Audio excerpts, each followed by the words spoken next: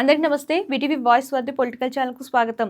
తెలంగాణ ప్రభుత్వం ప్రతిష్టాత్మకంగా చేపట్టిన మూసీ నది పునరుజ్జీవన ప్రాజెక్టులో తొలి అడుగు పడింది. మూసీ రివర్ డెవలప్మెంట్ కార్పొరేషన్ ఆధ్వర్యంలో నదీ పరివాహక ప్రాంతాల అభివృద్ధికి భూసేకరణ ప్రక్రియ అధికారికంగా ప్రారంభించారు. దీనికి సంబంధించిన నోటిఫికేషన్ను కూడా ప్రభుత్వం జారీ చేసింది. ఫేజ్ A1లో హిమాయత్ నగర్ నుంచి గాంధీ సరోవర్ వరకు 9.2 కిలోమీటర్లు, ఫేజ్ A2లో ఉస్మాన్ నగర్ నుంచి గాంధీ సరోవర్ వరకు 11.8 కిలోమీటర్ల పరిధిలో భూసేకరణ చర్యలు చేపట్టనున్నారు. గోల్కొండ, గండిపేట మండలాల పరిధిలో సుమారు 50 ఎకరాలకు పైగా భూమిని సేకరించేందుకు ప్రక్రియ మొదలైంది.